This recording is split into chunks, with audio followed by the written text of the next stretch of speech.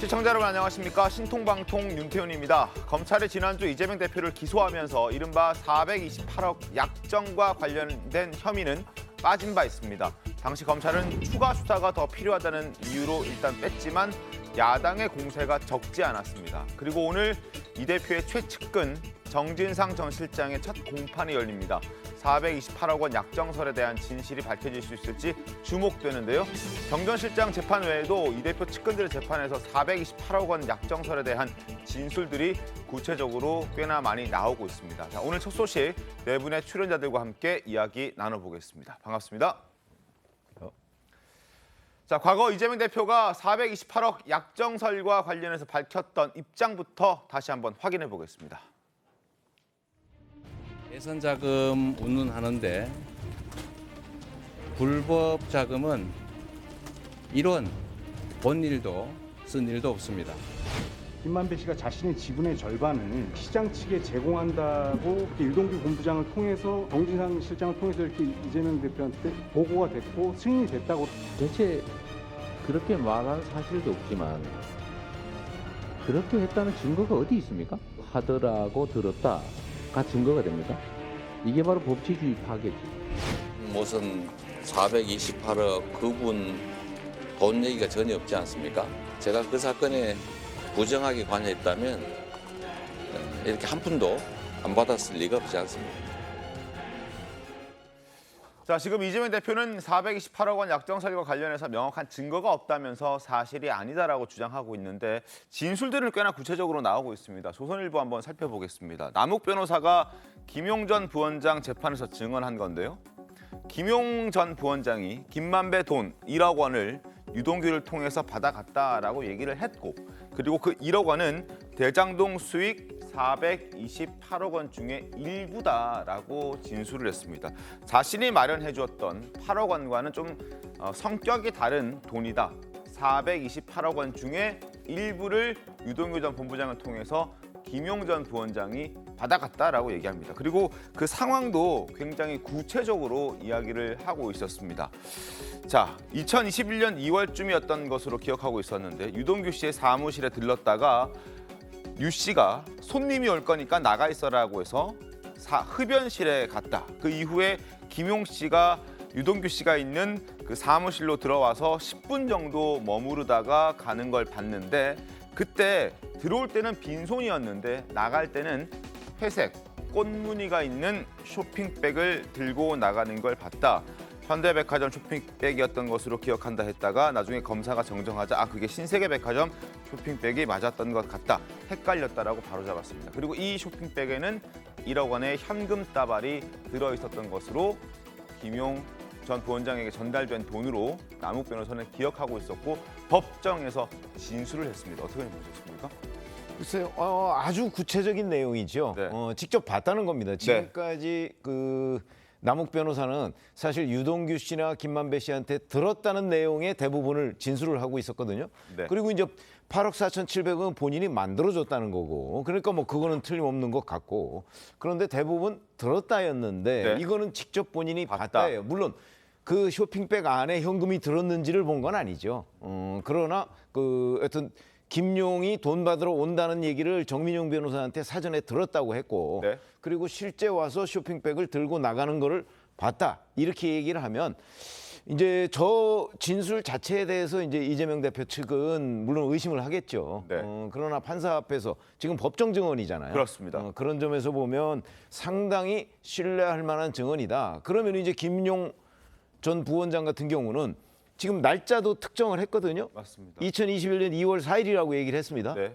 그러면 2월 4일에 만약에 본인이 나는 그때 뭐 광주에 가 있었다든지 뭐 이런 걸 입증한다면 저 증언이 틀렸다 이렇게 되겠지만, 그렇지 않다면 사실로 확인될 가능성이 매우 높은 진술이다 이렇게 봅니다.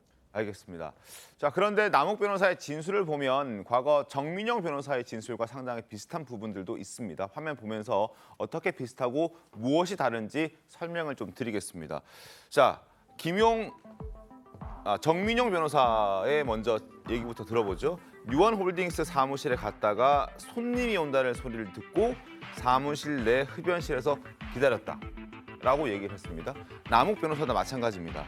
유원홀딩스 유동규 본부장의 사무실에 갔다가 손님이 온다고 해서 고문실에서 흡연실로 나갔다라고 남욱 변호사도 얘기합니다. 둘 다 유동규 전 본부장의 사무실에 갔고 손님이 온다는 소식에 둘 다 흡연실에 가 있었다.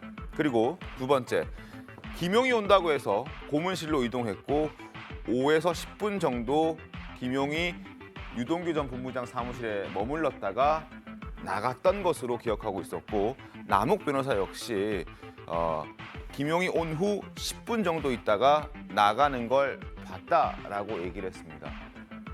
그리고 세 번째 기억, 김용이 떠난 후 돈이 든 쇼핑백이 사라졌다. 김용이 받아갔을 것으로 생각하고 있다라고 정민현 변호사는 설명했고요. 여기서 좀 차이점이 있는데 남욱 변호사는 김용 전 부원장이 고문실에 들어갈 때는 빈손이었다. 그리고 나올 때는 쇼핑백을 들고 가고 있었다라고 얘기를 하고 있습니다. 지금 정민용 변호사는 쇼핑백이 유동규 전 본부장 사무실에 있었고 그 쇼핑백에는 돈이 들어있었고 김용 전 부원장이 왔다가 갔더니 쇼핑백이 사라졌다라고 얘기를 하고 있는 것이고 그래서 김용 전 부원장이 가져갔을 것이다라고 생각하고 있는 것이고 남욱 변호사는 쇼핑백이 있었는데 그 쇼핑백이 김용 전 부원장이 빈손으로 왔다가 그 쇼핑백을 들고 가는 걸 봤다라고 진술하고 있는 겁니다. 나머지는 거의 대부분 비슷한데 이 두 개에서 차이점이 있는 것입니다.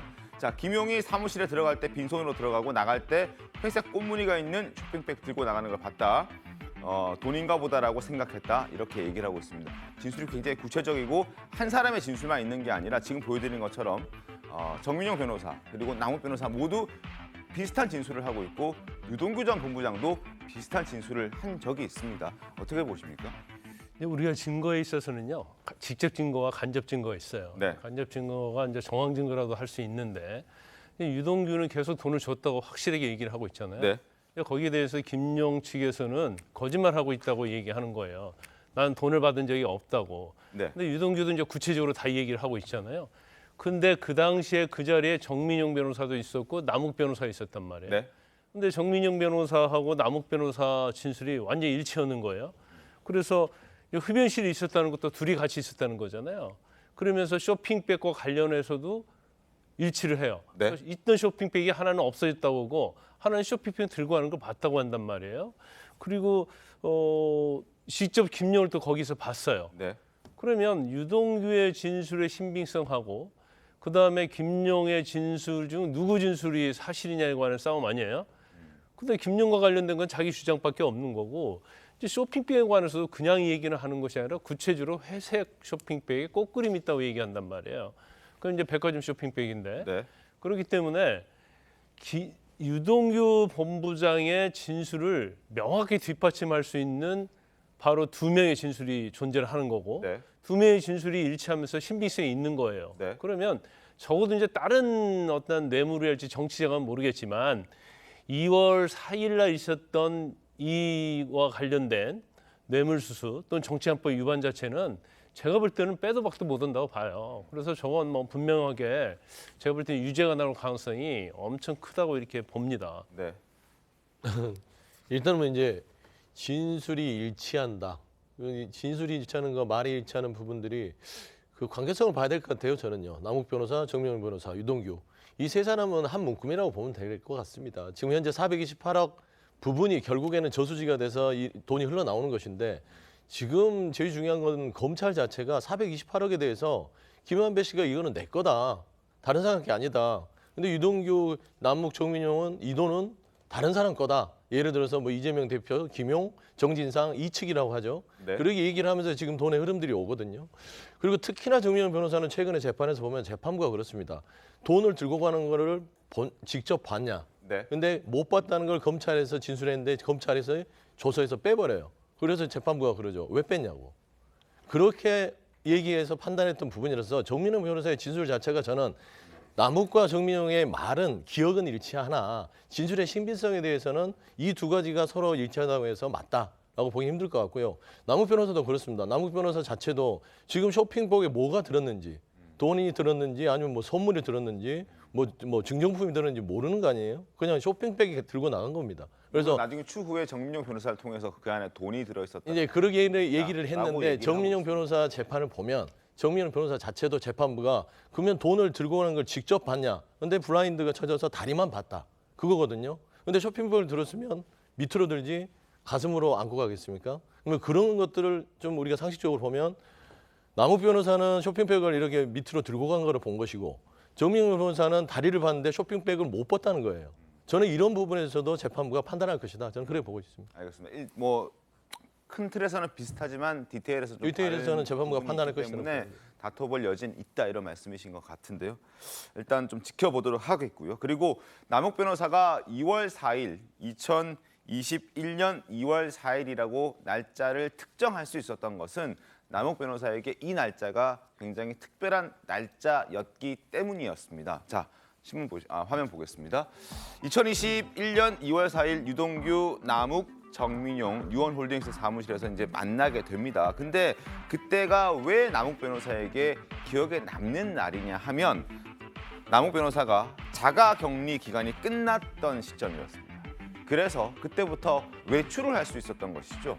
그래서 머리를 다듬고 오후 4시 넘어서 유원홀딩스로 갔다. 그러니까 그 날짜는 자신이 잊을 수가 없는 날짜다 이런 얘기를 하고 있습니다. 날짜까지 구체적으로 기억하고 있었고 구체적으로 기억할 수밖에 없는 증거들까지 말을 하고 있는 그런 상황입니다. 재판부에서도 이 부분은 좀 염두에 두고 판단을 하지 않겠습니까? 그렇습니다. 뇌물 사건에 있어서 가장 중요한 것은 진술의 신빙성이고 구체성입니다.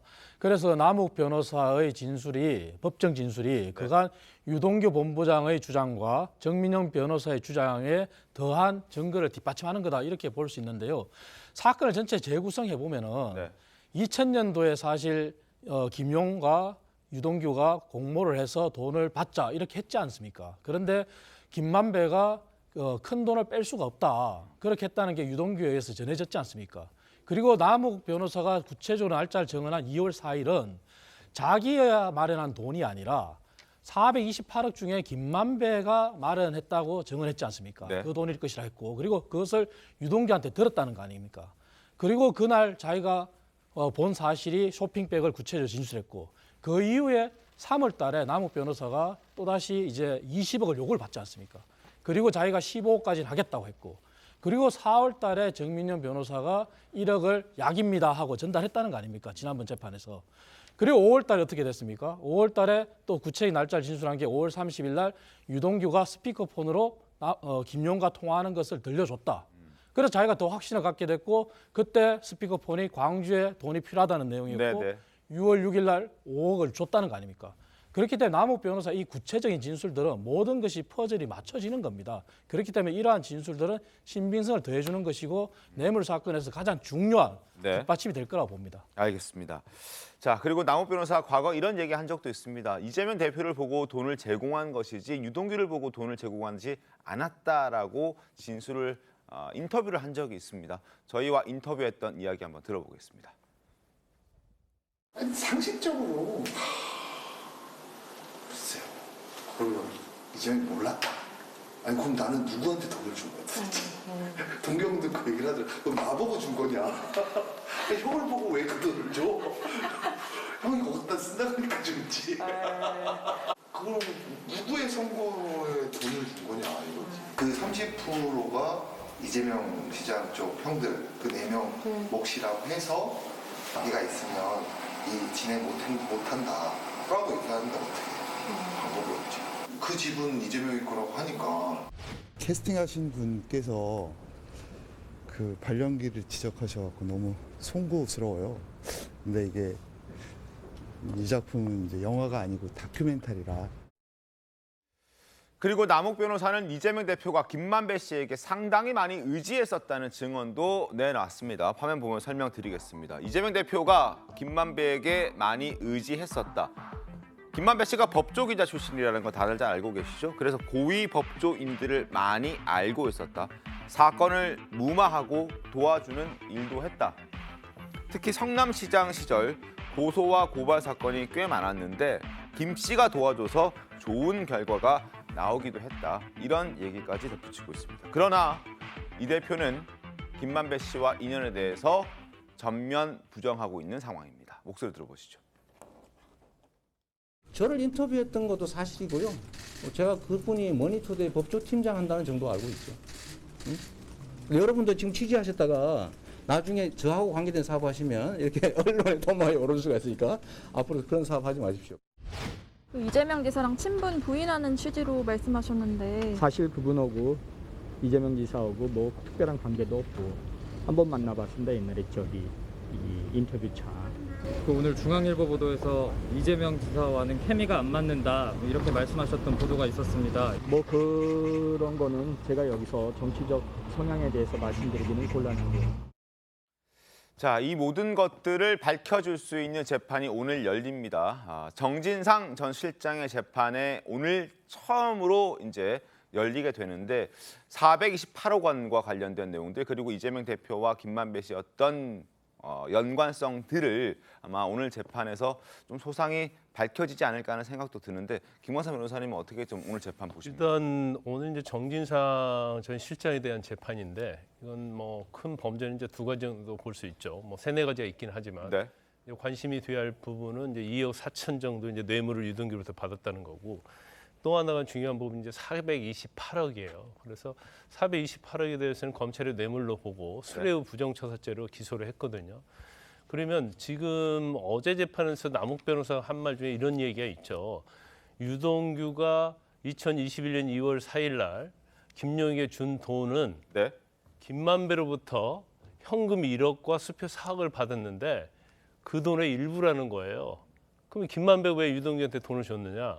그건 천화동의 이론과 관련해서 428억 중에서 일부를 준 게 아니냐. 그래서 이제 검찰 자체는 428억 자체의 뇌물 자체가 정진상까지는 관여됐다고 보고 있어요.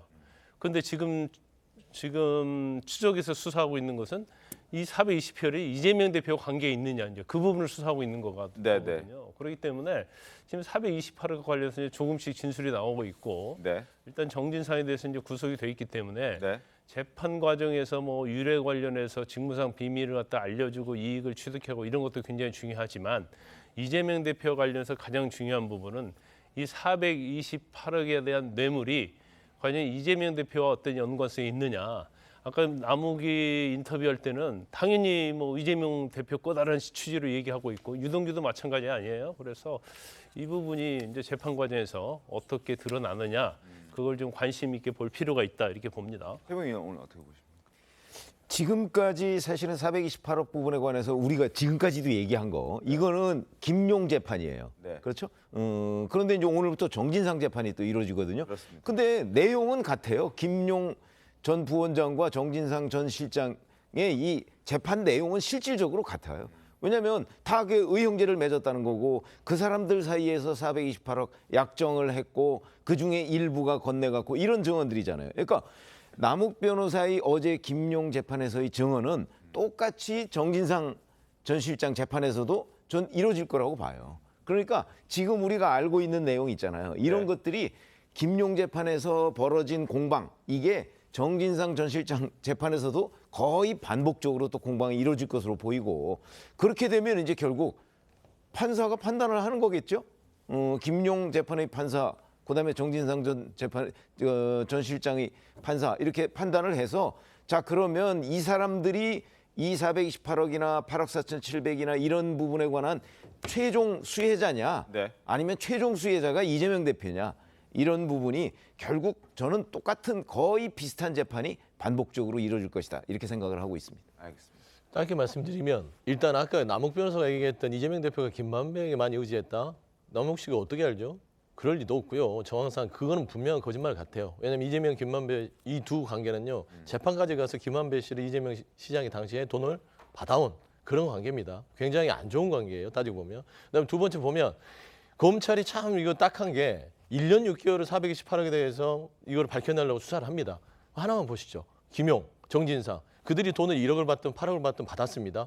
검찰이 바보는 아니잖아요. 탈탈 털어서 그 받은 돈을 어디에 썼는지를 여러 추적하면 다 나옵니다. 근데 최근에 밝혀낸 게 검찰이 증거로 제출한 게 뭔지 아십니까? 김용 부원장이요. 카카오톡 선물하기 10만 원 쓴 거, 20만 원 쓴 거. 이거를 증거로 제출하는 수준입니다. 그래 놓고서는 지금 428억을 증언을 말하는 기초로 해서 계속해서 지금 재판하고 수사하는데 참 좀 검찰 자체가 좀 딱하고 너무 억지로 이재명 대표하고 엮으려는 모습이 너무 좀 역력하다. 저는 그렇게 보고 있습니다. 그 민주당이 이제 자꾸 돈에 대해서 이제 증거가 없다 그러는데요. 사실 명확한 증거가 남욱 변호사가 이제 법정 진술하면서 본인이 돈을 마련하기 위해서 빌린 차용증을 제출했습니다. 그 차용증은 증거가 될 수 있는 거고요. 그리고 이재명 지사가 지사 시절, 성남시장 시절 김만배한테 의지를 많이 했다 하는 부분도 법원이 이제 유동규 씨의 어떤 특정 유튜브의 출연을 법정에 이제 활용하지 않겠다고 했지만 네. 사실 구체적으로 유동규 씨가 밝힌 내용을 보면은 이재명 대표가 당시 2017년 대선에도 후보로 출마했지 않습니까? 네. 경선 후보로. 하지만 그때 당시에 자신이 당내 기반이 없었기 때문에 당내 기반을 먼저 마련하고 차기에 도전해야 된다. 그런 과정에서 당내 기반을 그럼 어떻게 마련할 거냐. 그렇게 제시했을 때 그러면 그 당내 기반의 아버지가 필요하다. 그것이 바로 이해찬 총리라고 지명을 했어요. 그럼 이해찬 총리와 누구를 엮을 수 있냐. 그게 이화영 전 부지사다. 그런데 이화영 부지사를 누가 찾을 수 있냐. 그게 김만배였다. 그렇게 구체적으로 진술한 게 있습니다. 그런 상황까지 갔다면은 김만배한테 의지한 게 어떤 자금뿐만 아니라 당내 기반을 위한 모든 확보에서도 의지했다고 보기 때문에 사법 리스크, 당내 기반 확보 모든 것이 엮여 있는 겁니다. 알겠습니다. 그 정도로 굉장히 의지가 높은 거죠. 알겠습니다. 자, 오늘 재판이 있으니까 재판 상황 좀 지켜보고 어떤 얘기가 나오는지도 확인해보고 그리고 이야기를 나중에 추후에 조금 더 이어가도록 하겠습니다. 그리고 동아일보 12면을 제가 지금 소개를 해드릴 텐데요. 자, 신문 보면서 설명을 구체적으로 드리겠습니다. 휴가 비용까지, 이재명 대표의 개인 휴가 비용까지 유동규 전 본부장이 제공을 했는데 그 돈의 출처가 대장동 일당이었다라는 보도가 실려 있습니다. 자, 유동규가 이렇게 얘기합니다. 이재명 비서가 호텔 예약 등을 요청하고 그때마다 100만 원에서 150만 원씩 최대 10회 정도, 10차례 정도 휴가비 등을 대납해줬다라는 얘기를 했습니다. 그걸 또 정진상에게 보고를 하면 잘했다라고 말을 해줬다고 합니다. 그래서 이재명 측에서는 뭐 해명할 가치도 없는 주장이라고 얘기를 하고 있지만 본문 내용을 좀 살펴보겠습니다. 검찰이 이른바 대장동 일당의 돈을 사금고처럼 활용해서 이재명 대표가 휴가를 다니고 이런저러한 개인적인 비용으로 사용한 것으로 보고 있는데 그 시작 시점은 이 대표가 2014년 성남시장 재선에 성공한 직후로 검찰은 판단하고 있습니다. 2014에서 2015년 사이 여름 휴가 앞두고 이재명 대표 비서가 이렇게 얘기하죠. 유동규 전 본부장에게 시장님 부부가 부산 휴가를 가려고 하는데 호텔 예약을 부탁한다라는 요청이 왔다. 그리고 이건 개인적인 일정이다 이렇게 얘기를 합니다. 그래서 이걸 뭐 카드로 결제하고 이렇게 하지 못하고 현금으로 70만 원을 주기 시작했다는 겁니다. 그리고 이런 식으로 해서 지금 최근 몇 년간 현금 70만 원 포함해서 연 1, 2회씩 그게 10번 정도 되는데 그때마다 100만 원에서 150만 원 사이 정도 비서에게 돈을 주면서 이재명 대표가 뭐 휴가라든지 지방 행사라든지 개인 일정이 있을 때 지속적으로 요구했고 그때마다 대응을 해줬다. 이런 내용이 여기에 실려 있는 겁니다. 그리고 이 돈은 대장동 일당의 돈이라고 보고 있고 그리고 이 대장동 일당의 돈의 그 출처는 428억 원의 약정설과 관련된 것 아니냐라고 보고 있는 것도 여기 보도에 실려는 있었습니다. 어떻게 좀 보십니까? 그러니까 저런 것들을 보면 이제 뭐 저렇게 사실이라는 걸 전제로 해서 얘기를 한다면 네. 사실 대장동 일당들이 뭐 428억뿐만 아니고 저 2014년, 2015년 이 즈음은요 대장동 문제와 관련한 인허가 같은 것들이 대부분 막 이루어지고 있을 즈음이거든요. 네네. 그러니까 이재명 시장 당시 성남시장 측으로서도 아무런 부담 없이 요구를 할 수 있었던 거. 왜 그러냐? 대장동 일당과 그냥 거의 한 지갑을 쓰듯이 지금 그 당시 관계가 유지가 되고 있기 때문에 아마 그런 걸 의미하는 거라고 봅니다. 뭐 저 돈은 사실 큰 돈은 아니잖아요. 그렇죠. 그동안에 뭐 428억이나 뭐 우리가 얘기하고 있는 그런 수준하고는 차원은 다르지만 저게 의미하는 거는 결국 대장동 일당의 지갑이 이 뭐 정진상, 김용, 뭐 유동규 이런 사람들의 지갑하고 거의 비슷한 거고 그거는 또 따지고 보면 이재명 시장 측 지갑하고 거의 유사하다. 우리가 이런 거를 저 대목에서도 충분히 볼 수가 있고 그러니까 그 이후에도 뭐 아무런 부담 없이 그 유동규 씨한테 이런 거 저런 거 해달라고 요구를 할 수 있었던 것으로 저는 해석을 하고 네. 정진상 전 실장도 그런 거 보면 아 그거는 구분해서 해라 이렇게 얘기 안 하고 잘했다. 그렇게 계속 해라 이렇게 얘기하는 건 본인도 알고 있었다는 얘기밖에 안 된다. 저는 이렇게 해석을 합니다. 알겠습니다. 그리고 조금은 결이 다르지만 이화영 전 부지사와 관련돼서 재판이 진행되고 있는데 이화영 전 부지사가 선임한 변호인단이 있을 거 아니겠습니까? 그 변호인단 내부에서 약간의 갈등이 있었다는 걸 지금 보여드릴 텐데요. 화면을 잠깐 보겠습니다. 이화영 전 부지사가 가족에게 이렇게 얘기를 했다고 합니다. 지금 현재 현근택 변호사가 선임이 되어 있는데 이 현근택 변호사를 해임해달라고 가족들에게 요청을 했다고 하는 거거든요. 왜냐하면 지금 최근에 이재명 대표가 뭐 어떤 자신의 페이스북에다가 어떤 증인 조서를 올렸던 적 그것 때문에 논란이 됐었고 재판부냐 검찰이냐 아니면 변호인단이냐 누가 이걸 유출했느냐 유출하면 안 되는 것인데 이런 논란들이 있었는데 지금 현재 시간이 좀 흐르고 났더니 변호인단에서 유출한 것으로 보여진다라는 얘기가 힘을 얻고 있는 그런 상황입니다. 그래서 증인 조서 유출 경로로 의심되고 있고 이재명 대표 보호가 먼저냐 내부 우려도 나오고 있다. 그래서 현근택 변호사가 지금 제대로 변호를 못하고 있다. 이화영 전 부지사 입장에서는 나를 변호하는 게 아닌 것 같다라고 생각해서 이렇게 하는 건 아닌가 싶습니다. 김광삼 변호사님. 제 내용이 그대로라고 한다면 그 문제가 심각한 거죠. 일단은 증인 조서를 왜 이재명 대표 쪽으로 유출이 됐을까? 그런데 사실 이제 현근택 변호사는 뭐 내년 총선 때 출마한다는 얘기가 들려요. 그럼 공천권을 누가 가지고 있죠? 지금 현재는 이재명 대표 아닙니까? 그러면 본인이 이화영 부지사가 무죄이고 그런 걸 주장을 물론 뭐 변론은 그대로 할 수는 있겠죠. 네. 그렇지만 가장 큰 관심은 이화영 전 부지사에 대한 변론이 아니고 이화영 부지사의 입을 통해서 행여나 이재명 대표와 어떤 연결고리가 생기지 않을까 그걸 차단하기 위해서 들어온 변호사가 아니냐 이런 의심을 하고 있는 것 같아요. 그러니까 이화영 전 부지사 가족에게 다른 변호사가 지금 이화영 전 부지사 관련된 재판이 많아요. 그러다 보니까 이제 변호사 여러 명인데 여러 가지 현근택 변호사의 행태를 관찰해 보니까 이건 이화영의 변호사가 아니고 이재명의 변호사다 이렇게 판단한 것 같아요. 그래서 좀 사임을 시켜라 이렇게 건의를 했다는 거고 그다음에 최근에 이제 조사 받을 때 이화영 부지사 조사 받을 때는 현근택 변호사가 조사 받을 때 동석을 하지 않고 다른 변호사가 동석을 했다는 거 아니에요? 근데 현근택 변호사가 이게 뭐 기자 질문인지 모르겠는데 증인 신문 조서 유출한 게 맞느냐? 그러면 자기가 안 했으면 안 했다 이렇게 얘기하는 게 맞죠. 근데 거기에 대해서 말할 수 없다 이렇게 얘기한 걸 보면 증인 신문 조서를 유출했을 가능성이 크다. 그럼 당연히 이화영 전 부지사 가족의 입장에서는 현근택 변호사가 우리를 위해서 변론하러 온 게 아니고 이재명 대표와 관계된 부분에서 정보를 얻는다랄지 이런 식으로 온 거 아니냐 이런 생각할 수 있다는 거죠. 그래서 지금 유동규 씨와 관련해서는 전부터 가짜 변호사 얘기가 굉장히 많이 나왔잖아요.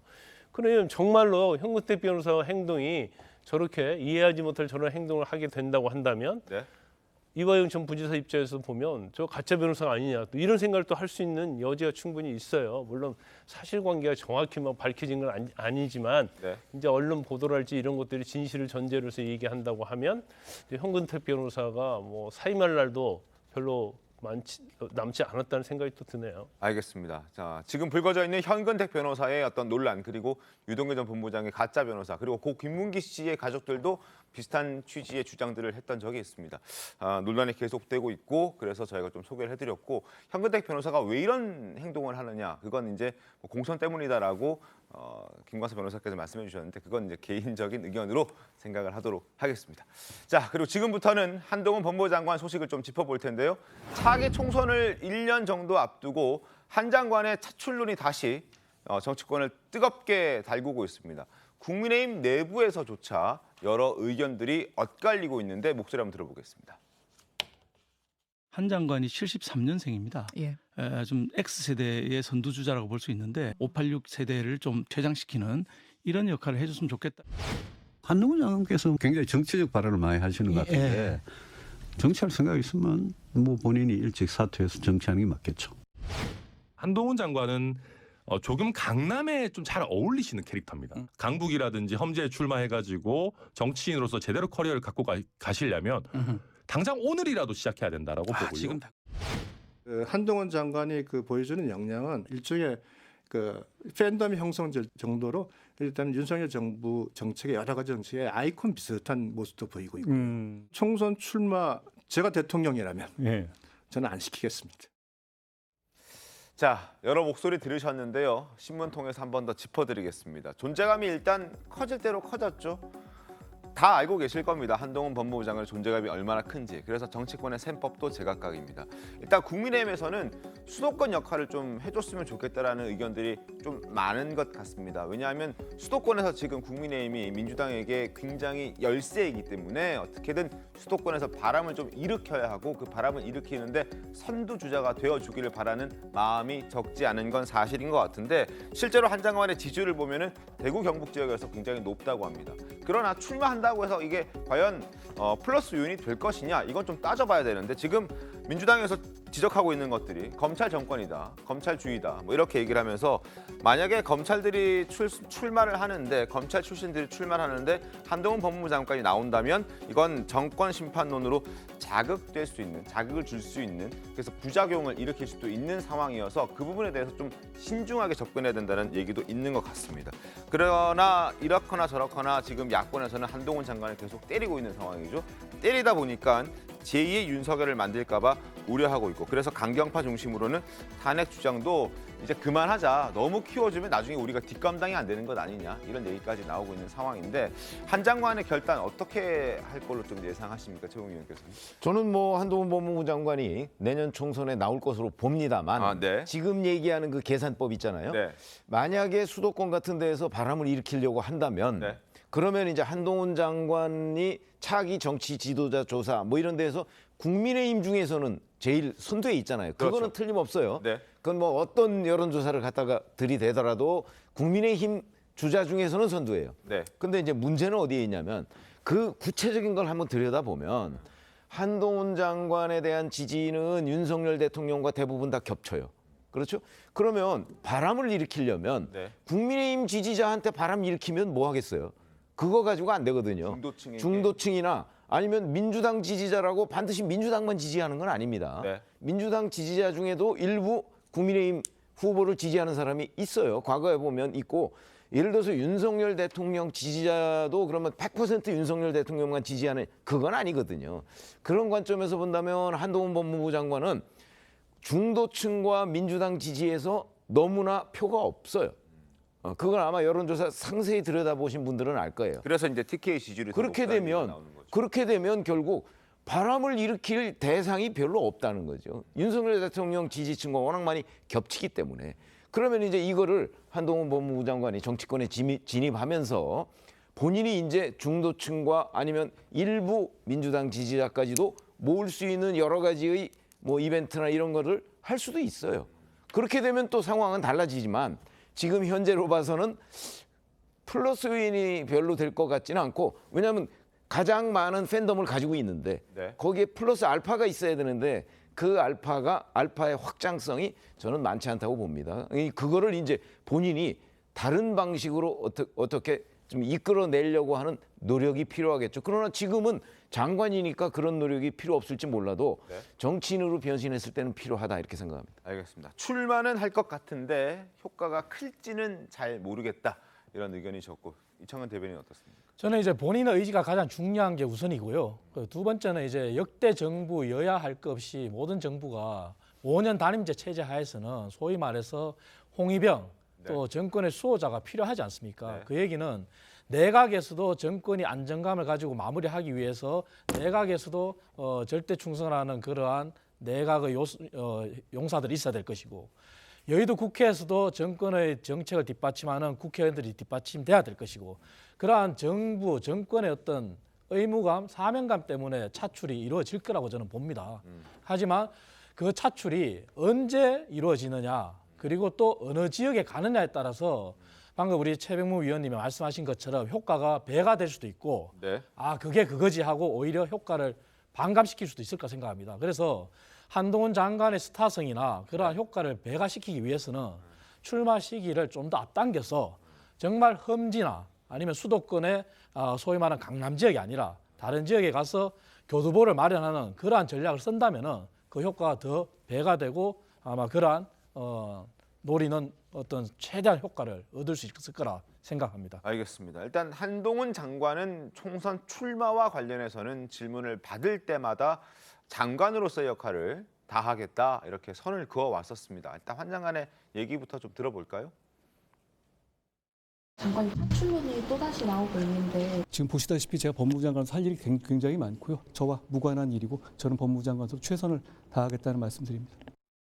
서영주 대변인님 어떻습니까? 민주당에서는 이제 한 장관이 출마할 거라는 일단 의견은 두 분 주셨고요. 네. 출마한다면 이제 민주당에서도 대응을 해야 되지 않겠습니까? 어떻게 저는 한동훈 장관이 법무부 장관 임명되면서부터 총선에 출마할 것이다라고 생각을 했고요. 그러기 말씀도 드렸던 바가 있습니다. 한동훈 장관은 법무부 장관으로서 국무위원 역할을 하는 것보다는 이미 정치를 했다고 저희는 평가를 하고 있어요. 지금도 정치하고 있다고 정치를 하고 있다고 봅니다. 법무부 장관은 뭘 했는지 보십시오. 법무행정을 하느라고 야당과 협치를 하거나 어떤 법무행정에 대한 어떤 정책들을 추진한 게 아니라 매번 국민들한테 각인이 되는 것은 말하자면 TK나 국민의힘 지지층에게 시원한 모습을 보여주기 위해서 민주당 의원들과 설전을 벌이고 말다툼을 하고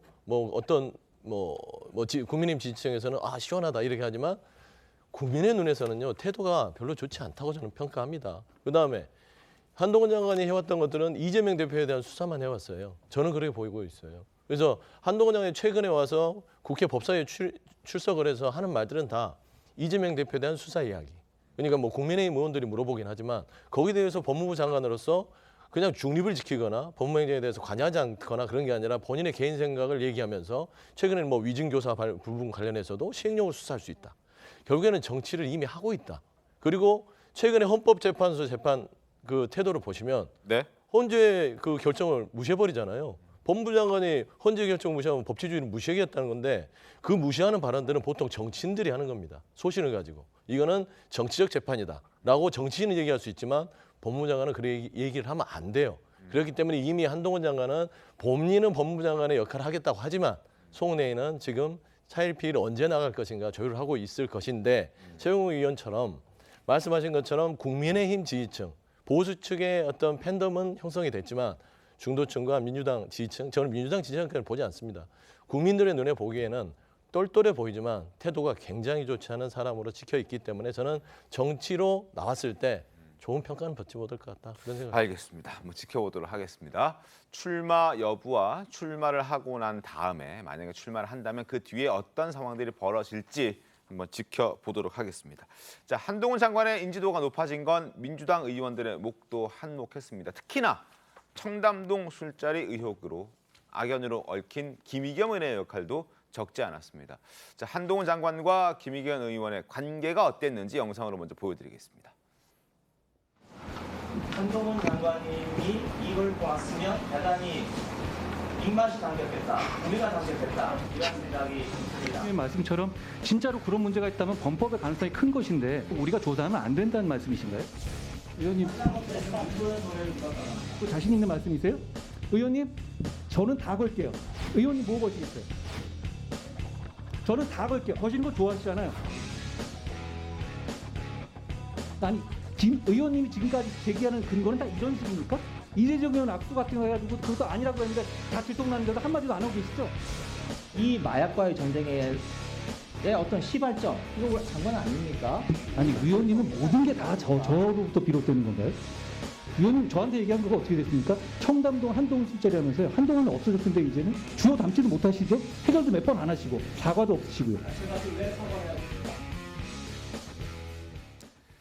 만날 때마다 치열한 공방이 이어졌던 두 사람입니다. 그리고 지난 27일 국회 법사위에서도 김의겸 의원과 한동훈 장관은 정순신 변호사 인사 검증 문제를 놓고 서로 책임을 물었는데 그 과정에서 김의겸 의원의 손이 떨리는 장면이 포착돼서 그 배경에 궁금증이 더해지고 있습니다. 어떤 상황인지 영상부터 보겠습니다. 그런 규칙이 있지는 않고요. 저거는 지금 상황에서는 제가 말씀드린 15일 정보위에 오셨죠? 정보위에서 제가 똑같은 질문. 만약에 정부가 알고도 그거를 인사를 밀어붙이는 거라면 하루도 안 돼서 그거를 철회할 리가 없죠. 아니죠. 구렁이 담 넘어갈 수 있을 거라 생각하다가 들키니까. 아니, 위원님 말씀도 이걸 제가 알았다면 그냥 넘어가지 않았을 겁니다. 특히 이분의 경우에 이번 일로 다시 기억이 아픔이 새로 돼서 대단히 안타깝게 생각합니다. 그런 이렇게 생각하는 게 앞으로도 풀리기 어려운 문제가 반복될 수 있습니다. 과거의 경우도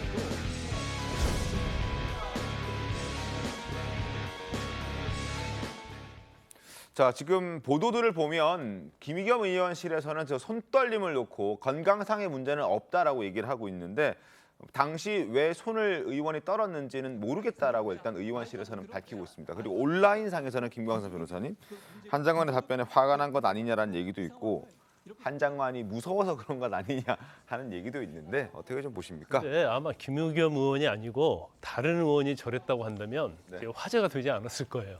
아니 뭐 순간적으로 우리가 그럴 수 있거든요. 있고, 예. 뭐에 힘을 막 주고 있다가 풀면 사실은 뭐 손이 떠는 경우도 있어요. 그리고 뭐 병이 있다 온다면 사실은 이제 저런 경우는 이제 뇌와 관련돼 있을 때 이제 그런 경우가 발생하기도 하는데 제가 볼 때는 저건 뭐 일종의 좀 과대한 해석이라고 보는데 사실 저런 해석을 낳게 하는 원인은 김의겸 의원이 제공했다고 봐요. 왜냐하면 지금 한동훈 장관하고 어떻게 보면 견원징안 뭐 그런처럼 뭐 정말 한동훈 장관만 법사위에 나오면 어떻게든지 뭔가를 잡으려고 하는 그러한 생각, 더군다나 이제 청담로 술자리랄지 뭐 이재정 의원과 관련된 부분, 그다음에 이유 대사의 어떤 발언, 그것이 이제 북한과 관련해서 이런 거에서 이제 거짓말하는 게 거의 명백하게 드러났거든요. 이제 그러다 보니까 김의겸 의원이 한동훈 장관에게 정말로 의원으로서 할 수 있는 질문을 해도 어떻게 보면 그런 이미지가 더 씌워져 가지고 별로 이렇게 가볍게 들리는 거예요. 경우에 따라서는 진실을 얘기해도 거짓말을 하는 게 아니야? 이런 생각을 가질 정도로 자기의 이미지를 저는 본인이 좀 잘못 만들었다 이렇게 봐요. 그래서 저거 자체는 아무것도 아닌데 뭐 카메라에 잡히다 보니까 건강 이상 있는 게 아니야? 더군다나 이제 한 발짝 더 나가서 한동훈이 너무 무서우니까 질문하면서 저렇게 떠는 게 아니야? 이런 식으로 이제 과대한 제가 볼 때는 뭐 잘못된 해석이라고 보는데 이렇게 해석을 낳는 원인 자체도 김의겸 의원의 이제까지 어떤 의정 활동이 있었다 저는 그렇게 봅니다. 알겠습니다. 자, 그리고 한동훈 장관을 만나면 항상 민주당 의원들은 으르렁거렸던 걸 아마 많은 분들 기억하실 텐니다. 그런데 지난 27일 법사위에서는 평소와 다른 화법으로 한 장관의 어떤 이야기를 이끌어낸 또 수긍을 이끌어낸 의원도 있었습니다. 기동민 의원의 이야기였는데요. 한번 들어보시죠. 차분하게 질의하라니까 차분하게 하겠습니다. 제 느낌은 조금 더 마음을 열어놓고 세상과 소통했으면 좋겠다 이런 생각을 했습니다. 명심하겠습니다. 당연히 국민들로서 인사 검증 시스템이 제대로 갖추어졌으면 하고 생각하는 당연한 마음 아니겠습니까? 적어도 인사 검증 일차적인 책임자로서 국민 여러분께 엄중하게 사과하셔야 된다고 생각합니다. 말씀해 주십시오. 그리고 위원님께서 말씀하신 여러 부분들 중에서 제가 들을 만한, 그러니까 이게 듣고 경청할 만한 부분이 많이 있습니다. 저도 듣고 잘 생각해 보겠습니다. 국민 여러분께 진심으로 사과드린다는 말씀 한마디 하시기가 그렇게 어렵습니까? 이 부분에 대해서 국민들께서 눈높이를 알고 있고요. 여기에 대해서 이게 저희가 걸러내지 못한 결과가 나온 점에 대해서 제가 책임감 깊이 느끼고 제가 국민들께 그 점은 사과드립니다. 자, 계속해서 민주당 소식을 이어갈 텐데요. 자, 민주당 내의 강성 지지층, 일명 개딸이라고 불리는 지지층들이 있습니다. 이 지지층들을 둘러싼 내홍이 굉장히 격화되고 있습니다. 그래서 친명계 김남국 의원은 이런 얘기를 했습니다. 개딸이라는 것은 국민의힘이 만든 정치적으로 굉장히 악의적인 프레임이다 이렇게 주장을 하고 나섰습니다. 참 황당한 주장이라고 생각하시는 분들도 계실 텐데 비명계 의원들도 이런 주장을 한 김남국 의원을 비판하고 나섰습니다. 목소리 먼저 들어보겠습니다. 자꾸만 보수 언론과 국민의힘에서 개딸 프레임을 만들어서 민주당 지지자들을 뭔가 비이성적이고 폭력적이고 무지성적이다라는 식으로 이렇게 폄훼하는 용도로 쓰고 있는데 우리 민주당 국회의원들이 함께 비판하는 게 바람직하지 않다고 보이고요. 매일 뭐 프레임 얘기만 할 일은 아니고 그런 사실이 있냐 없냐가 중요한 거지. 프레임이 뭐 보수나 또는 국민의힘 쪽에서 뒤집어 씌워서 생기는 문제가 아니지 않습니까? 분명히 폭력적인 가행위가 있는 건 현실이고 거의 업무에 지장을 줄 정도로 많이 옵니다. 제 기억으로는 개딸이란 거는 국힘이 뭐 만든 게 아니고 대선 막바지에 강성 여성 지지층이 당시 이재명 후보에 대한 지지층이 생겨나면서 그 개딸이라고 스스로 부른 걸로 그렇게 저는 기억을 합니다. 그리고 김남국 의원 뭐 제가 굳이 언급하고 싶지는 않은데 솔직히 뭐 특정인 옹호하는 걸 위해서라면 물불을 좀 안 가린 것 같습니다.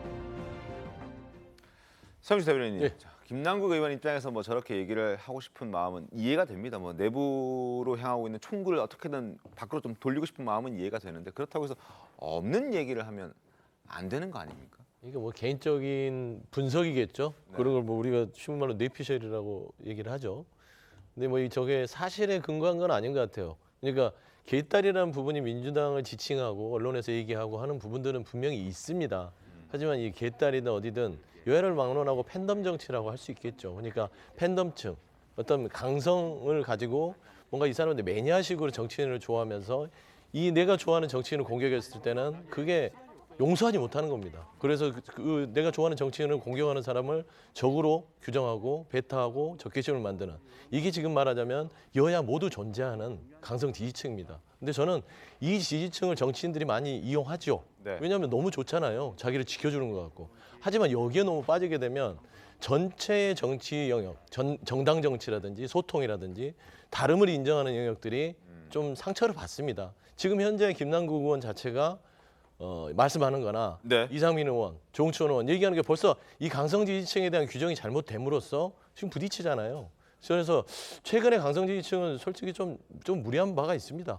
뭐 문자 폭탄을 보내거나 뭐 전화를 해서 업무를 못 보게 하거나 뭐 사무실 찾아가거나 사무실 찾아가거나 이런 부분들은 분명히 개선돼야 되고 바꿔야 됩니다. 그래서 정치는 소통하고 화합을 해야지 베타하고 남을 밀어내고 적개심을 만들어서 뭔가 본인들이 어떤 성취욕을 느끼는 그거는 정말로 그 정치인이나 그 정당을 위하는 길은 아니다라는 점에서는 좀 이 강성 지지층에 대해서 최근에 이재명 대표께서도 좀 자제해달라라고 얘기를 하셨으니까 이 논란이 좀 오래 가지 않도록 정말 당을 위하고 좋아하는 정치인이 있다면 그를 위해서도 강성 지지층들께서 좀 합리적인 사고를 했으면 좋겠다라는 좀 말씀드리고 싶습니다. 알겠습니다. 뭐 자제를 요청하고 좀 하지 말아달라고 얘기를 하고 있지만 그 이재명 대표의 목소리도 제대로 듣지 않는 게 바로 지금의 민주당의 개딸들의 모습이라는 점도 많은 분들 알고 계실 겁니다. 자, 이재명 대표도 어제 지방 일정 소화하면서 당내 갈등 상황을 우려해서 단합을 거듭 강조했습니다. 목소리 들어보시죠.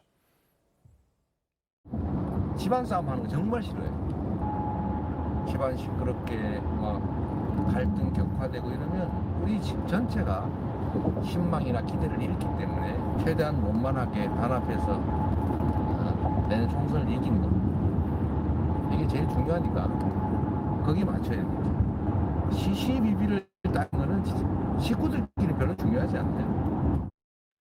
자, 그리고 이 대표는 통합을 강조하면서 당직 개편도 단행했죠. 개편을 단행하긴 했습니다만 잡음도 많습니다. 엇갈린 당내 의원들의 반응을 들어보겠습니다. 지금 사실상 주요 직책 중에서 조정식 사무총장을 위임하는 걸 빼면 다른 분들은 다 비명계 아닙니까? 이재명 대표가 통합적 행보라는 측면에서 보면 상당히 양보한 거다. 저는 이렇게 보고 있고요. 저는 상당히 잘된 인사다 이렇게 봅니다. 지금 우리 당의 가장 큰 문제는 당대표의 사법 리스크, 또 방탄 프레임. 아무리 민생을 얘기하고 미래를 얘기하고 정책을 꺼내도 전혀 힘을 못 받죠. 근본적인 해법은 이 대표가 스스로 물러나는 겁니다. 오늘 더불어민주당 당직 개편했죠? 어떻게 평가하십니까? 글쎄요. 저는 그다지 이렇게 크게 기대하지 않습니다. 더불어민주당이 지금 당면하고 있는 위기는 이재명 대표 사법 리스크 때문이고 그를 위해서는 이재명 대표의 거취가 정리가 될 필요가 있는데 당대표직을 그대로 이재명 대표가 유지하면서 다른 당직을 바꿨다는 게 과연 얼마나 무슨 의미가 있을까 싶고요. 이창훈 대변인님, 일단 당직 개편이 잘 됐다고 하는 의견들과 아니다, 뭐 제대로 되지 않았다, 당 대표가 바뀌지 않는 한, 뭐 사무총장도 안 바뀌었지만 바뀌지 않는 한 의미 없다 이런 의견들도 엇갈리고 있는데 어떻게 좀 보셨습니까? 저는 뭐 이재명 대표의 일종의 뭐 꼼수 이렇게 평가하고 싶은데 왜냐하면은 사실 모두가 다 아는 것처럼 총선에서 가장 중요한 역할을 하는 것이 사무총장입니다. 네. 사무총장 각 당에서 공천심사위원회의 당연직 위원으로 들어가고요. 네. 그렇기 때문에 이재명 대표가 아마 사면 초과나 뭐 진퇴양난 그런 입장이었을 텐데 사무총장을 바꾸자니 친명계에서 들고 일어날 것이고 사무총장을 유지하자니 또 비명계에서 들고 일어날 것이고 그래서 사무총장을 유지하는 선에서 다른 당직 일부를 바꿨죠. 하지만 다른 민주당 의원들이 주장한 것처럼 제일 큰 것은 이재명 대표죠. 왜냐하면 선거법은 2주마다 한 번씩 출석을 합니다. 하지만 이제 상황에 따라서는 이재명 대표가 일주일에 2, 3회 법원에 출석을 해야 될 상황이 와요. 그러면 이재명 대표가 대표지만 당대표 거리 상태에 가까운 민주당이지 않습니까? 어떻게 의사결정이 신속하게 이루어지고 하겠습니까? 그리고 또 이재명 대표 체제에 이루어지는 민주당의 밀어붙이기 법이 노란봉투법, 방송법, 그리고 심지어 대법관도 이제 대통령이 국회의 동의를 얻어서 임명하는 것도 뺏어가겠다는 거 아닙니까? 네. 그러한 것들이 민주당 의원들 중에 합리적인 사고를 하시는 분들은 부담을 느끼시겠죠. 왜냐하면 지역구를 다니면은 국민들이 중도층 있는 분들이 말을 하지 않겠습니까? 그런 면면을 봤을 때 아마 이재명 대표의 사법 리스크 때문에 민주당 의원들은 이번 당직 개편에 만족을 못할 것이다. 그렇게 봅니다. 알겠습니다. 자, 좀 전에 이창은 대변인께서 말씀해 주셨던 내용을 신문으로 소개를 좀 해드릴 텐데 한번 함께 보도록 하겠습니다. 자, 야권에서 이런 주장을 하고 나섰습니다. 일단 김명수 대법원장의 임기가 6개월 정도밖에 남지 않은 이 상황에서 대법원장 임명을 대통령이 할 수 없도록 만드는 법안을 추진하겠다라고 얘기를 한 겁니다. 대통령의 대법원장 지명권을 박탈하는 법안을 발의해서 논란이 되고 있습니다. 자, 최기상 법관 출신인 최기상 의원을 대표 발의한 건데 박홍근 원내대표를 포함해서 44명이나 되는 민주당 의원들이 여기에 동의를 하고 있는 그런 상황입니다.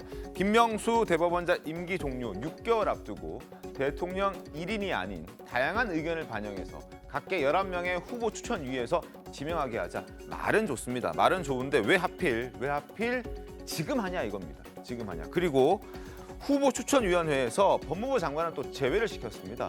이를 두고 민주당과 각을 세우고 있는 한동훈 법무부 장관을 배제하기 위한 것 아니냐는 해석도 나오고 있습니다. 이렇게 좋은 것이라면 자신들이 집권했을 때 만들어 놓으면 참 좋았을 것 같은데 왜 하필 지금 하냐라는 지적들도 나옵니다. 어떻게 보십니까?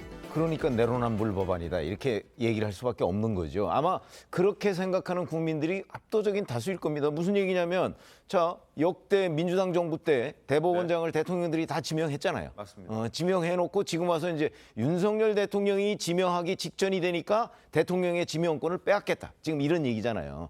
그런 게 내로남불이라는 거죠. 그런 점으로 본다면 뭐 저런 법안이 통과될 가능성 저는 그렇게 높지는 않다고 보는데 통과되더라도 뭐 대통령이 저 법안에 서명할 이유는 저는 없다고 보고요. 저렇게 법이라는 게 보편적 타당성 이런 게 없고 특정인 누구를 겨냥해서 이 사람이 뭘 못하게 하겠다는 법, 그거는 법 일반의 취지하고도 저는 맞지 않는다. 이렇게 보고 만약에 저 법안이 실제 추진이 되고 뭐 법안으로서 만약에 본회의에서 표결이 되고 뭐 이렇게 된다면 우현적 소지마저 있지 않나 저는 이렇게 생각이 듭니다. 언뜻 보면 굉장히 바람직한 입법처럼 보여요. 그런데 이제 제가 볼 때는 이것은 다수당의 의회 권한 남용이다, 폭주다 이렇게 볼 수밖에 없는 것이 일단 김명수 대법원장이 6개월밖에 안 남았잖아요. 그럼 후보 추천위원회가 정말로 제대로 역할을 하려고 하면 왜 거기서 또 법무부 장관을 제외를 시키는 거예요? 추천위원회. 그다음에 왜 윤석열 정부에서 하냐는 거죠. 왜 문재인 정부 때 하지 않았냐는 거고. 그다음에 이제 대법원장 중에서 대법관 중에서 대법원장을 임명을 하잖아요. 대법관들은 대부분 다 청문회 통과하신 분들이에요. 청문회 통해서 검증을 받았거든요. 그래서 전혀 자질이 없는 그런 사람을 임명할 가능성이 많지 않다는 거고. 그다음에 또 하나는 뭐냐면 민주당이 사실은 이 법을 밀어붙이면 본회의 통과는 되겠죠. 하지만 결국 윤석열 대통령의 법률 거부권에 부딪힐 거예요. 근데 그걸 민주당이 모르고 있을까요? 뻔히 알고 있잖아요. 그러면서 왜 의회의 권한을 이렇게 힘겨루기로 남용을 하고 있는가? 통과시킨다 하더라도 결과적으로 법으로서 기능을 못하고 공포가 안 될 텐데 지금 다른 너무나 심사할 때가 많은데 지금 힘써서는 안 될 곳에 지금 힘겨루기를 하고 있는 거예요. 아니 이 법의 취지를 보면 문재인 정부 탓을 하는데 내로남불 얘기도 하는데요. 윤석열 정부 들어서 검찰이 장악했습니다. 모든 거를. 지금 사법부, 대법원 이 부분만 빼고 검찰이 국정원, 뭐 법무부, 그다음에 뭐 대통령실 부분 아니라 각 고유 금융감독원까지 다 검사 출신이에요. 그러다 보니까 검찰 위주의 국가 운영 방식에서 대법원까지 그렇게 가면 안 되겠다. 왜 대통령 자체가 검찰 출신이잖아요. 그래 검찰이 너무 힘을 실어주니까 이 모든 게 대법원까지 그 영향력이 있어서는 안 되겠다는 우려에서 입법부가 하는 것이고 대통령이 거부권을 행사한다고 입법부가 해야 될 일만 안 하면 되겠습니까? 그런 견제와 균형의 차원에서 법을 발의를 한 것입니다. 그런 부분으로 해석을 해야지 이거를 왜 문재인 정부 때는 안 하고 지금 하지? 나는 그 취지는 좀 다르다. 지금 현재 야당, 민주당에서 생각하는 윤석열 정부 현 국정 운영은 검찰 권력이 모두 장하겠다라는 전제하에 그 사법부는 지키겠다라는 취지의 법안이라고 설명을 하시면 될 것 같습니다. 근데 실제 그 내용을 보면요. 문재인 대통령이 대통령 취임하자마자 대법관 14명 중에 13명에 대한 임명권을 가졌습니다. 그만큼 만기가 되자마자 임명권을 다 행사했다는 거죠. 그리고 헌법재판관 9명 중에 8명을 문재인 정부에서 임명을 했어요. 그 얘기는 얼마 전에 여실히 드러났지 않습니까? 한동훈 장관 탄핵을 얘기하면서 검수완박에 대한 시행령이 부당하다 해서 권한쟁의 심판 청구를 했는데 헌법재판관들이 어떻게 판결했습니까? 각하했습니다. 각하했다는 것은 5대4로 갈렸는데 4명의 재판관들은 이것은 법리적으로 다퉈봐야 된다. 심리를 하자는 거였고 5분은 성립 요건이 안 된다고 해서 각하한 거예요. 그 얘기는 이미 헌재 재판관 그리고 대법관 모든 것이 다 균형을 잃은 상황입니다. 이런 상황에 저 법원장까지 지명권을 박탈하는 게 나왔기 때문에 민주당이 다수당 시절에 공영방송도 본인들이 다 임명권을 가져가겠다. 그리고 사법부마저 본인들이 다 장악하겠다는 그런 의도로 비치는 거죠. 알겠습니다. 자, 상황을 좀 지켜보겠습니다. 지금부터는 핫한 인물들을 만나보겠습니다. 오늘 이 사람 첫 번째 인물은 바로 조국 전 장관의 딸 조민 씨입니다. 조민 씨가 지난 17일에 이어서 어제도 광주에서 열린 조 전 장관의 북 콘서트에 참석을 했습니다. 다소 가벼운 질문들을 주고받았는데 목소리 한번 들어보겠습니다. 법무부 장관이던가가 사실은 검찰개혁의 핵심 중에 하나입니다. 사실은. 누구를 임명하실 것인지. 여러분 우리 그 조국 교수님 어떻습니까? 저는 자리 욕심이 딱 하나 있습니다. 뭐냐? 롯데 자이언트 구단주입니다.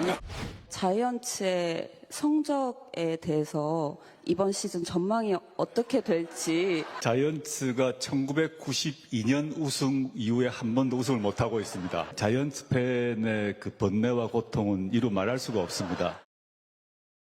자, 가벼운 질의응답을 서로 주고받았던 조 전 장관과 조민 씨였는데 방청석에서는 꽤 부담스러운 질문이 날아오기도 했습니다.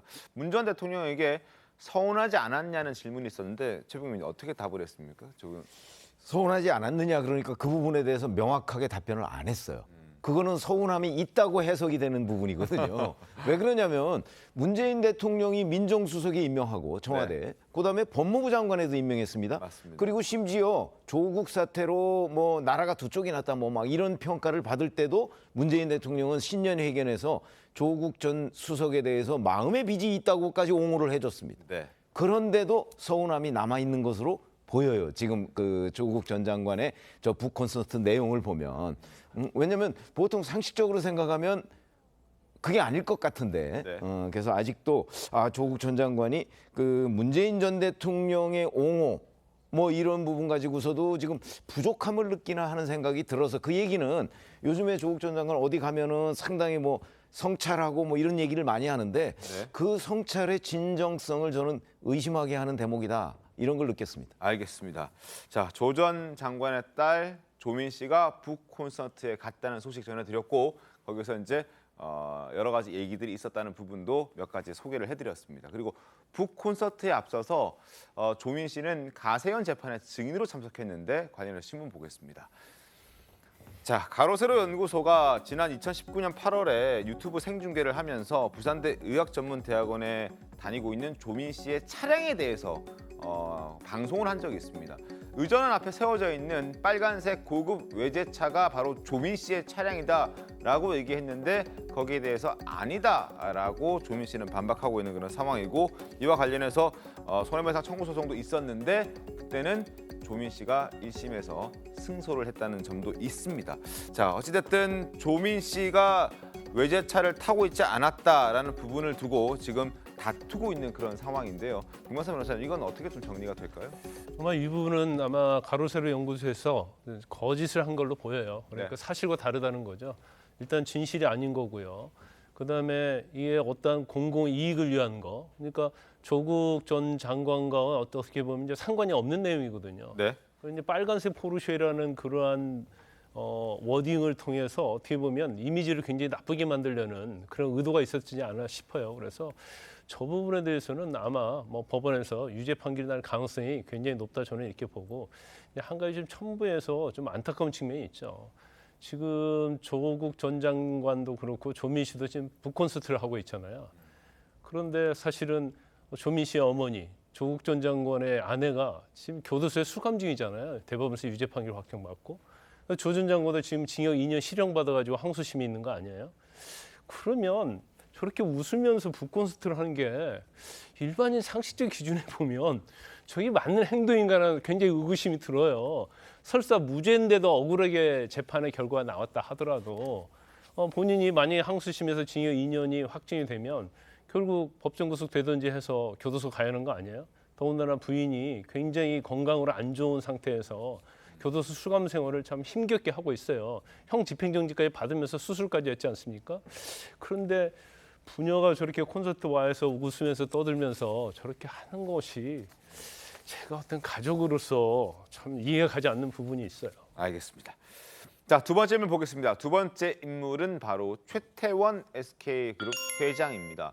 어제 저희가 노소영 관장이 최태원 회장의 동거인을 상대로 거액의 위자료 소송을 제기했다는 소식을 전해드렸었는데 거기에 대해서 최태원 회장이 직접 입장문을 내고 적극적인 반박에 나섰습니다. 신문 보시죠. 최태원 측에서 이렇게 얘기합니다. 노소영 나비 관장 사실관계를 왜곡해서 지금 동거인의 인격을 침해했다라는 이유로 반박하고 있습니다. 자, 지금 동거인 상대로 손해배상 소송을 했는데 그 공개에 대해서 최 씨 측에서 여론을 이용해서 재판에 어떤 영향을 주려고 하는 굉장히 악의적인 그런 의도를 품고 지금 노 관장이 이런 행동을 하고 있다라고 얘기를 하고 있습니다. 자, 김광삼 변호사님, 일단 노소영 관장 입장에서는 더더 화가 날 수 있는 상황인 것 같아요. 동거인을 위해서 이렇게 반박까지 해주는 상황인데.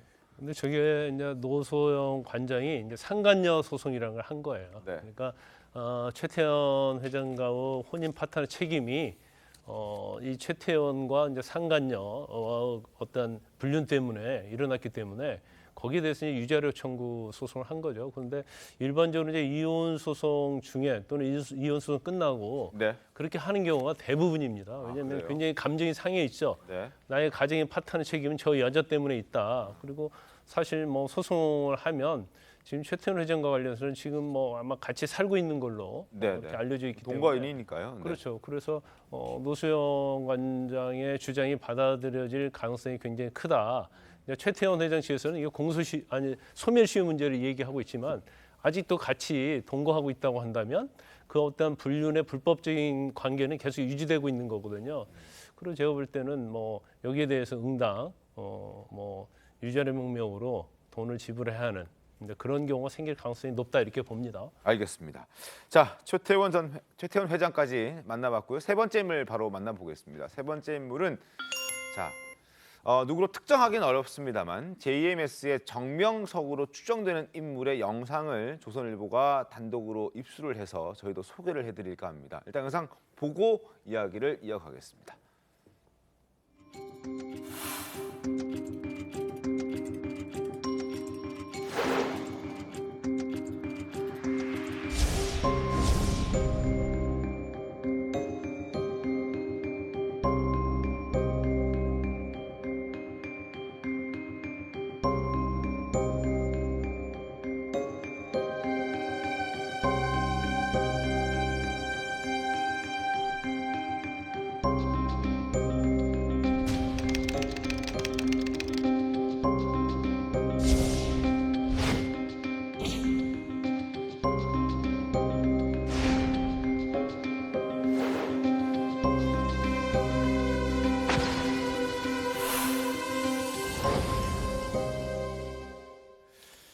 정명석으로 추정되는 인물의 어떤 교도소 내에서의 모습이었습니다. 저렇게 신호를 주고받고 있는 걸 볼 수 있는데 글자를 분명히 쓰고 있고요. 어떻게 좀 보셨습니까? 저런 게. 그렇게 추정하는 게 맞는 것으로 맞는 보이고요. 왜냐하면 실제 그 대전에 있는 무슨 그 이 JMS 교회에 가면 그 종류석인가 뭐가 있고 뭐 그렇다는 거 아니에요? 그러면 이제 거기에 무언가 정명석으로 추정되는 저 인물이 네. 이제 저런 식으로 메시지를 주고받고 이 하얀 수건은 알았다 뭐 이런 뜻이라고 사인인 해요. 것 같죠. 그런 뜻으로 보이면 그걸 이제 주고받았다. 저런 것들이 다 금지돼 있는 내용이거든요. 그러면 이제 저 실체가 뭐냐 뭐 이런 것들을 이제 규명을 해야 되겠죠. 김광산 변호사님은 저런 모습들이 흔히 있습니까? 아니 있지 않죠. 그렇죠. 그러니까 일반적 교도의 수감자들은 저런 행위를 하지 않는데 저게 사실은 저와 비슷한 장면이 네. 그 넷플릭스에 정명석 관련된 다큐멘터리에 나왔어요. 아. 그래서 뭔가를 지시를 하면 네. 그 신도가 대걸레 있죠. 네. 대걸레 하얀 대걸레를 가지고 흔드는 거예요. 그래서 사인을 주고받고 있고 우리는 당신을 응원한다 이렇게 얘기를 하는 건데 아마 본인이 이제 외부의 어떤 메시지 전달할 때 저러고 있으면 아마 교도소 주위에 아파트나 높은 건물이 있는 걸로 보입니다. 그러면 거기에서 숙소를 얻어서 계속 창문을 통해서 이 정명석 씨가 밖에 나와서 운동할 때 그 시간을 알지 않습니까? 그걸 보고 있는 거예요. 그래서 서로 이제 상호간에 사인을 주고받고 하는 거죠. 그래서 저 부분이 저기 정명석 씨 맞다고 한다면 종류석이랄지 여러 가지 내용이 그 JMS 그 사이비 종교 굉장히 유사한 측면이 있거든요. 그러면 뭔가를 메시지를 전달하고 아직도 밖에서는 그 신도들이 지시를 좀 따르고 있다 이렇게 볼 수밖에 없죠. 알겠습니다. JMS의 정명석으로 추정되는 인물까지 소개를 해드렸습니다. 잠시 뒤에 돌아오겠습니다.